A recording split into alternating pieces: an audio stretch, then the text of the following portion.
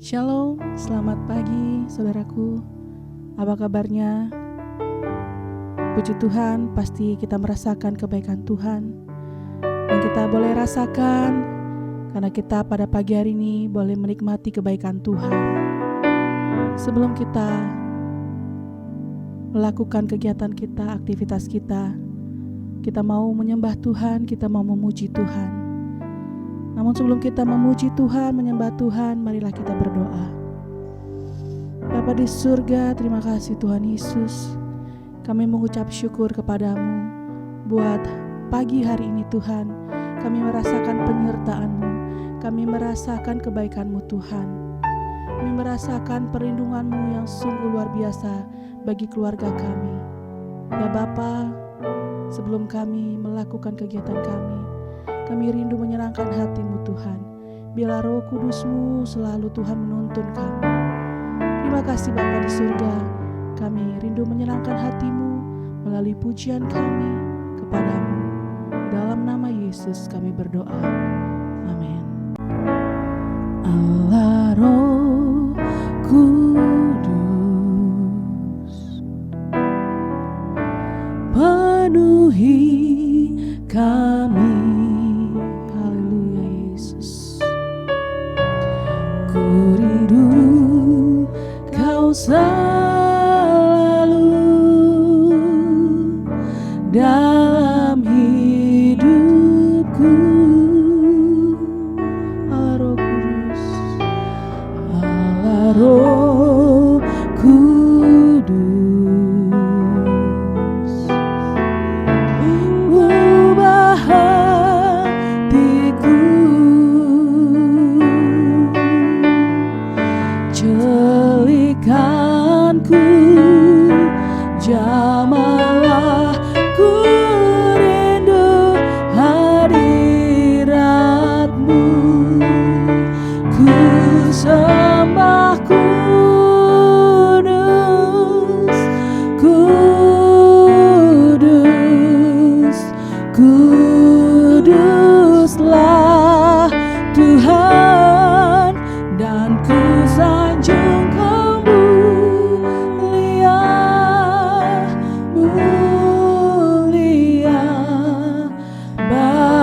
bagimu Tuhan.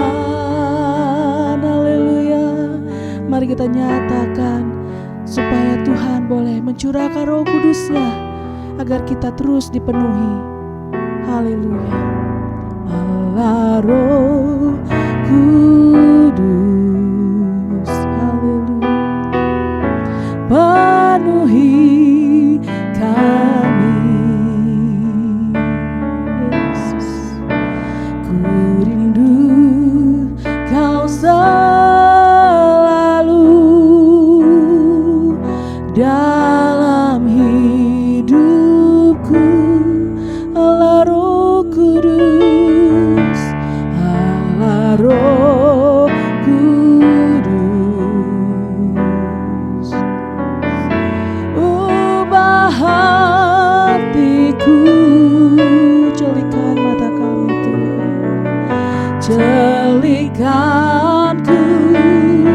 jamahlah ku rindu hadirat-Mu. Ku sembah kudus, kudus, kuduslah Tuhan, dan ku sanjung Kau mulia, mulia bagimu Tuhan. Ku sembah kudus, haleluya, kudus, kuduslah Tuhan, dan ku sanjung Kau mulia, mulia bagimu Tuhan, bagimu.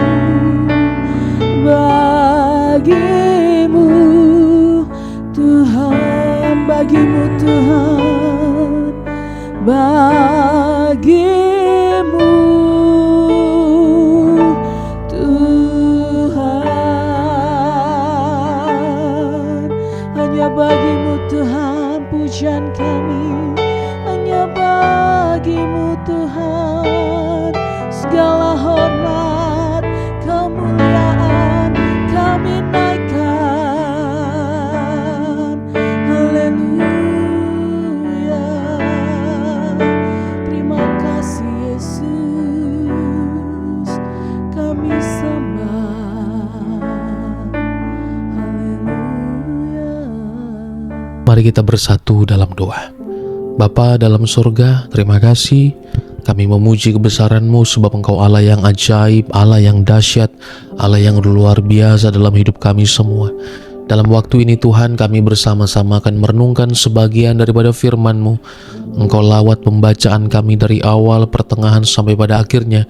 Biar nama-Mu diagungkan di dalam dan melalui kami semua.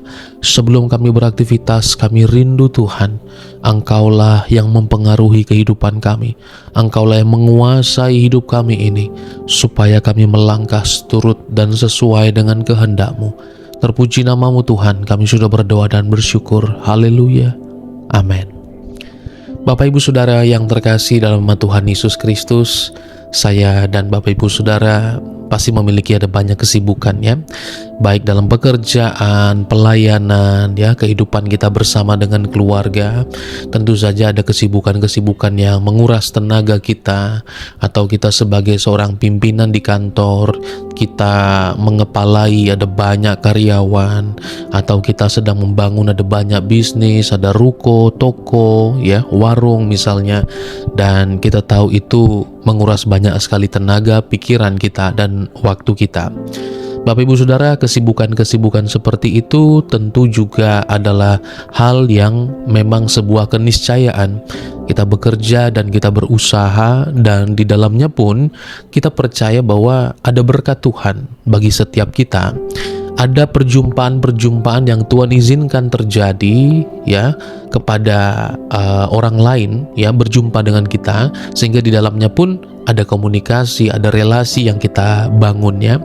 Nah, tetapi banyaknya relasi, banyaknya berjumpa dengan orang, ada pergumulan, ada tantangan, ada masalah baik yang kita alami ataupun yang kita dengar dari orang, itu juga kadang-kadang sangat merepotkan dan sangat melelahkan kita Bapak Ibu Saudara ya.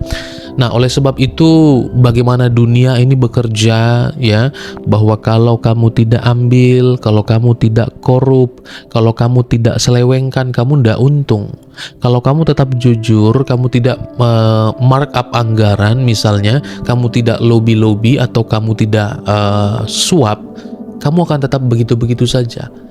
Nah, Bapak Ibu Saudara, bagaimana tantangan kita sebagai orang percaya ketika kita menghadapi hal-hal yang seperti ini? Ya, kadang-kadang kita bisa goyah ya Bapak Ibu Saudara, kita hidup benar, kita hidup suci kok, kayaknya sulit gitu ya. Tetapi kita melihat ada orang yang kerja tidak baik, kerja tidak benar ya. Bagaimana kayaknya yang penting ada uang, semuanya bisa jadi. Bahkan kalau itu pun bertentangan dengan firman Tuhan, orang bisa melakukannya. Bahkan bukan hanya dilakukan oleh orang yang tidak mengenal Tuhan, tapi dilakukan juga oleh orang-orang yang mengakunya adalah orang percaya, anak-anak Tuhan. Nah, Bapak Ibu Saudara, ada 3 poin yang akan kita pelajari bersama-sama, bahwa bagaimana kita bisa tetap tinggal dalam hadirat Tuhan di tengah-tengah kondisi yang seperti itu tadi.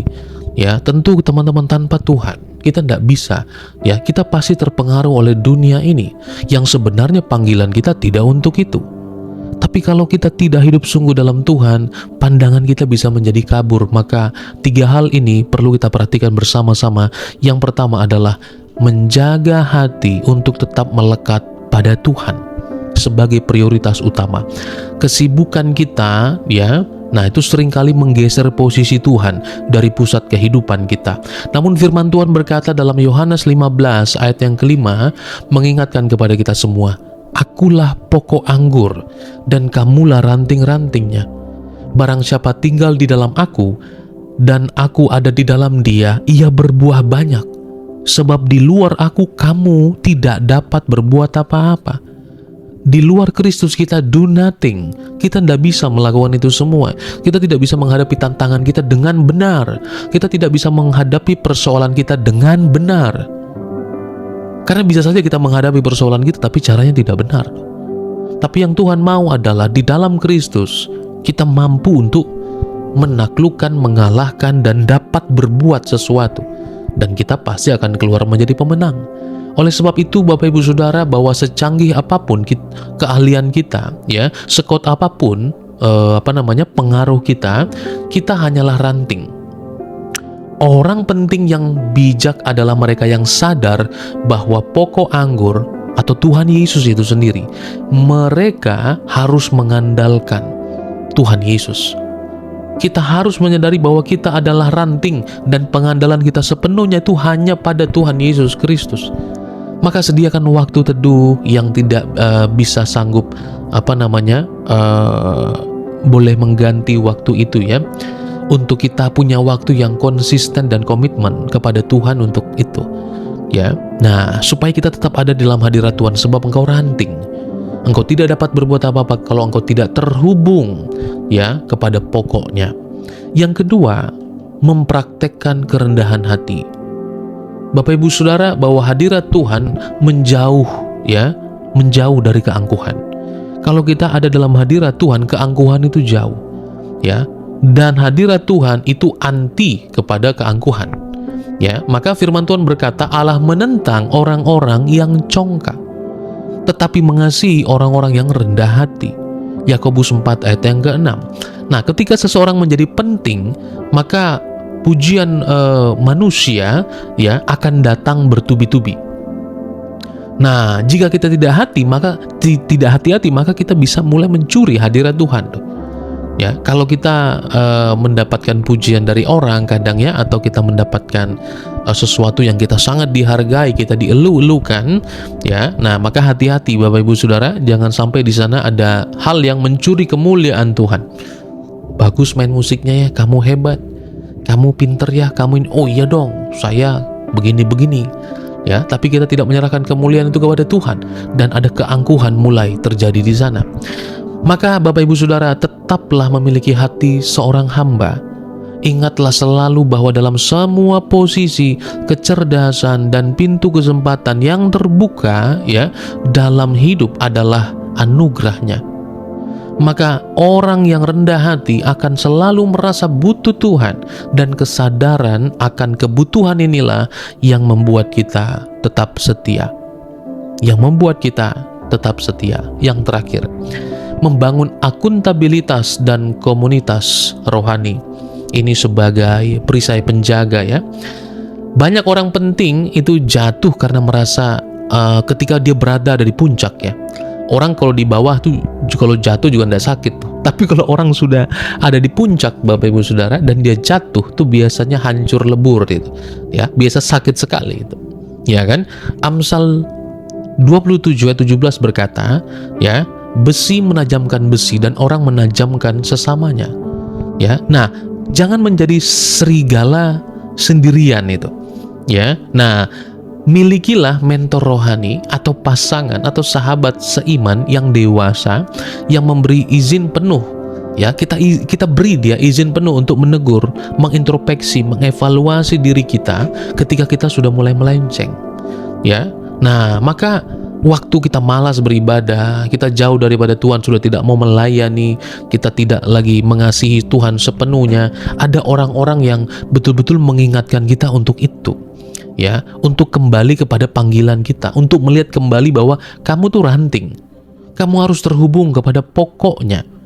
Maka komunitas yang sehat adalah jangkar yang menjaga kita tetap setia di saat badai dan dunia berusaha menyeret kita jauh. Tapi jangkar yang tertanam sampai ke dasar tidak akan membuat kita jauh, karena jangkarnya sudah dilepaskan. Oleh sebab itu ini penting bagi kita semua sebagai orang percaya, Bapak Ibu Saudara. Maka daripada itu saya menutup dengan sebuah ilustrasi. Ada kisah sang penerbang dan menara kontrol. Bayangkan ada seorang pilot jet tempur yang sangat ahli dan terkenal. Dia menerbangkan pesawat paling canggih di dunia, dan di udara dia memegang kendali penuh atas kecepatan, senjata, dan arah pesawat. Dia merasa sangat berkuasa dan penting. Dia merasa berkuasa waktu di atas awan itu. Dia merasa bahwa dia leluasa, dia mengendalikan pesawat tersebut. Ya, namun sehebat apapun sang pilot, ya, dan secanggih apapun jet tempurnya, dia tahu bahwa satu aturan mutlak, yakni dia tidak boleh sedetik pun mematikan radio komunikasi dan menara kontrol di darat.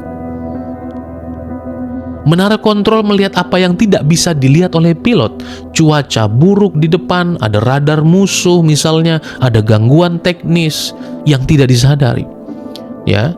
Nah, maka ketika seseorang tersebut merasa hebat dan merasa mungkin tidak butuh menara kontrol, tidak butuh radio komunikasi, maka fatal lah dan pasti hancurlah kerusakannya. Bapak Ibu Saudara yang terkasih dalam Tuhan Yesus Kristus, Bapak Ibu dan Saudara sekalian, apapun posisi kita, jabatan kita, pengaruh kita di dunia ini, bahkan keberhasilan apapun yang kita miliki, tetaplah terhubung dengan menara kontrol itu.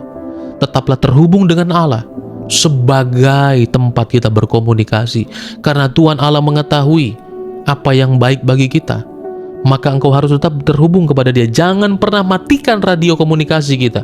Tetaplah ada dalam hadiratnya, dengan arahannya, dan setialah sampai garis akhir, sebab Dia mengetahui segala sesuatu. Terpujilah Tuhan kita Yesus Kristus. Mari kita bersatu dalam doa. Bapa di dalam sorga, kami bersyukur kepadamu Tuhan. Pagi hari ini kami telah mendengarkan firman-Mu. Engkau jamah kami untuk menjadi pendengar yang setia, sekaligus pelaku yang setia, selalu bersemangat untuk mau mengerjakan dan melakukan firman-Mu. Pada pagi hari ini, kiranya segala aktivitas kami Engkau menolong, menjaga dan melindungi kami. Kendaraan yang kami gunakan dan jalur yang kami lalui terpelihara dalam anugerah-Mu. Terpujilah nama-Mu Tuhan. Kami sudah berdoa dan mengucap syukur. Teman-teman sekalian, Bapak Ibu Saudara, terimalah berkat Tuhan. Tuhan memberkati engkau dan melindungi engkau. Tuhan menyinari engkau dengan wajah-Nya dan memberi engkau kasih karunia. Tuhan menghadapkan wajah-Nya kepada engkau dan memberi engkau damai sejahtera. Kasih karunia daripada Allah Bapa dan cinta kasih daripada Tuhan kita Yesus Kristus, penyertaan dan penghiburan yang sempurna dari Allah Roh Kudus menyertai kita semua hari ini, esok, bahkan sampai Maranatha Ia datang menjemput kita sebagai orang-orang kudus-Nya. Di dalam berkat nama Tuhan Yesus yang juga telah senantiasa mengajar kita berdoa, doa Bapa kami. Bapa kami yang di sorga, dikuduskanlah nama-Mu, datanglah kerajaan-Mu, jadilah kehendak-Mu di bumi seperti di sorga. Berikanlah kami pada hari ini makanan kami yang secukupnya, dan ampunilah kami akan kesalahan kami, seperti kami juga mengampuni orang yang bersalah kepada kami. Dan janganlah membawa kami ke dalam pencobaan, tetapi lepaskanlah kami daripada yang jahat, karena Engkaulah yang punya kerajaan dan kuasa dan kemuliaan sampai selama-lamanya. Amin.